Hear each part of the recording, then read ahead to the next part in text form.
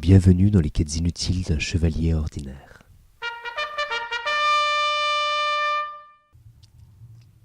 Quête 71. La quête de la première fois. Un jour que je venais d'atteindre mes 17 ans, je marchais d'un pas guilleret sur le trottoir d'une ville en regardant le ciel. J'avais rendez-vous au parc avec quelques gosses qui, tout comme moi, avaient cru bon de verser sur leur corps impersonnel un amas de laine, de vêtements et de cheveux raides qui donnait à leur silhouette originale une sensation d'inertie absolue. Le floc-floc de mes pantalons qui se frottaient à chaque pas rythmait mes déambulations. Je tournais à gauche, évitant dans un mouvement de hanche la voiture qui venait de repartir. M'élançant à pleine enjambée sur les marches qui menaient au parc, je remettais en place comme un réflexe la lanière de mon sac qui pinçait les cheveux raides qui ruisselaient sur mes épaules. Au loin, je les voyais, assis là dans l'herbe, mes 3-4 amis, compagnes, compagnons de parcours, qui entrelacés là ne semblaient faire qu'une silhouette. Le cadre est posé. Je m'installe avec eux. Un de mes amis sort alors de sa poche en velours un bonbon et nous dit « Regardez ce que j'ai trouvé ». Nous, on regarde tous le bonbon, à base de fait voir ou de c'est quoi. On l'analyse sans vraiment comprendre ce que l'on a sous les yeux. Jusqu'à ce que l'un d'entre nous lance « Bah on n'a qu'à essayer ». De bouche en bouche, on va alors commencer naïvement à se partager ce bonbon et se laisser emmener par la perception de cette porte qui s'ouvre sur une sensation nouvelle. À mesure que l'on va sucer le bonbon, que l'on va partager dans notre salive sucrée la douceur et le bien-être qui nous enveloppent, on va se rapprocher, mettre en cohérence cette ultime sensation gustative avec les corps qui nous entourent, comme si par ces doigts mouillés, qui s'effleurent et se partagent la saveur d'un morceau d'absolu, nous pouvions exister en une seule entité, grandie du corps des autres, de leur peau.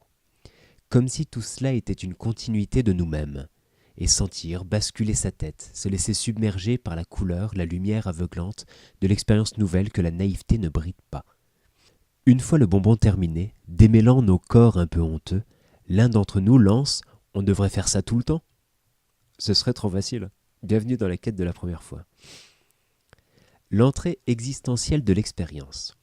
Tu as déjà vu ces images de l'entrée du paradis, où, sur des nuages, d'immenses portes, vues en contre-plongée, filtrent la lumière d'un endroit magique qui ne semble exister que pour satisfaire les désirs du coquin qui est planté devant. À mes yeux, l'expérience nouvelle, c'est ça.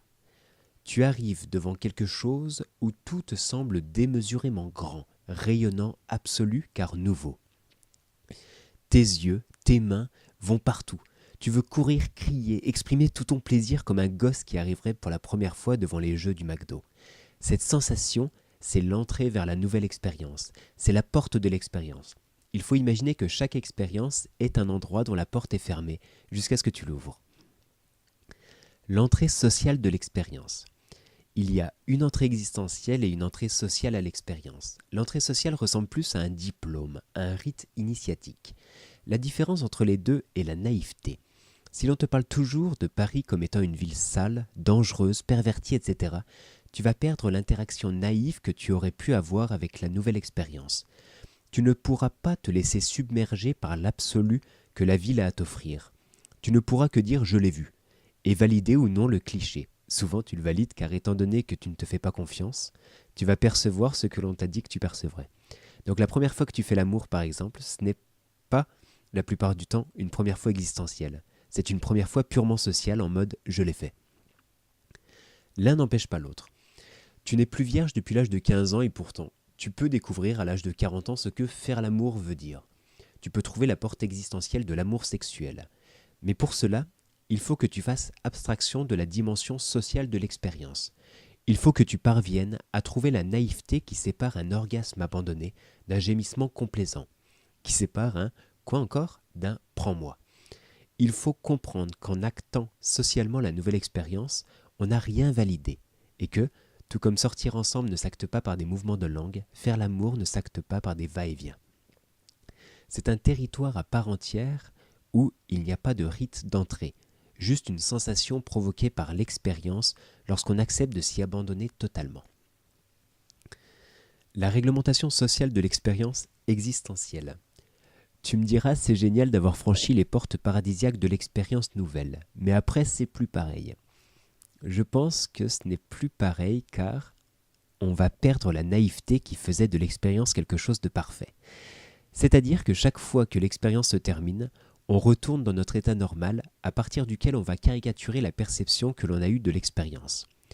Lorsqu'on aura la chance de retourner dans le territoire de l'expérience, on ne traversera pas la porte de manière naïve, puisqu'on trimballera sur notre dos tous les espoirs, les attentes, les connaissances que l'on pense avoir de l'expérience. Et elle deviendra sociale. On ne se laissera plus porter par l'immense territoire de sensations inconnues, d'émotions particulières qu'elle pouvait susceptiblement nous offrir. Car, se basant sur notre première expérience, on pensera en avoir fait le tour et on va juste ritualiser l'entrée, chercher ce que l'on connaît déjà.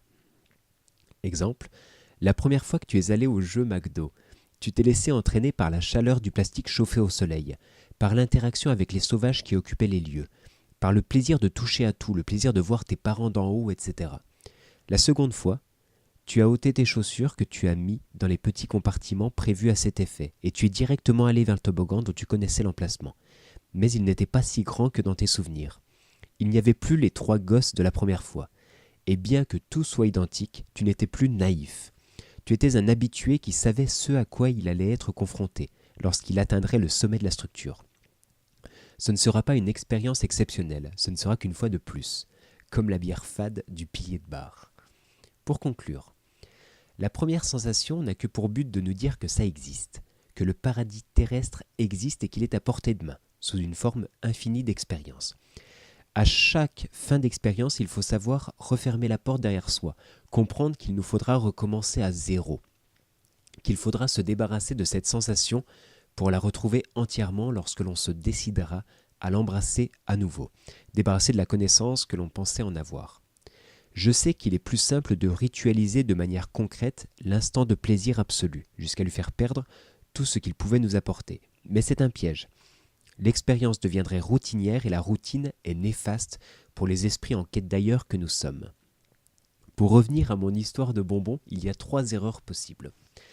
La première consiste à considérer que seul le bonbon procure l'expérience. Cela mène la plupart des gens à se retrouver quelques années plus tard, seuls au milieu de leur chambre à s'enfiler des poignées de bonbons qui ne leur donnera accès à rien d'autre que la frustration de ne pouvoir retrouver l'expérience. La seconde erreur consiste à considérer que seule la nouveauté procure l'expérience. Ils expérimenteront sans jamais s'arrêter sur rien et n'auront accès qu'à des expériences fades, puisqu'ils attendront de chaque nouvelle expérience qu'elle abreuve leur soif de première fois. La troisième erreur est la ritualisation de l'expérience, qui consiste à vouloir recréer chaque détail de la première expérience. Une copie ne peut que se rapprocher de l'original sans jamais l'égaler. Le plaisir sera de plus en plus fade et seuls les défauts seront visibles. Pour moi, l'astuce consiste à comprendre que l'expérience n'existe déjà plus, qu'il faut parvenir à s'en extraire totalement pour pouvoir y retourner. Donc fumer des joints ou manger des bonbons toute la journée n'est peut-être pas la bonne idée. Il faut savoir se détacher de l'addiction que crée la recherche de sensations pour profiter pleinement de l'expérience, se laisser surprendre par elle. Il ne faut rien attendre du jour qui arrive, accepter de ne rien maîtriser, de ne rien posséder, de ne rien comprendre. Il faut accepter de venir les mains vides pour se laisser submerger par le contexte qui s'offre à nos yeux mi-clos lorsque l'on se réveille d'une nuit de sommeil. Voici. Bonne journée.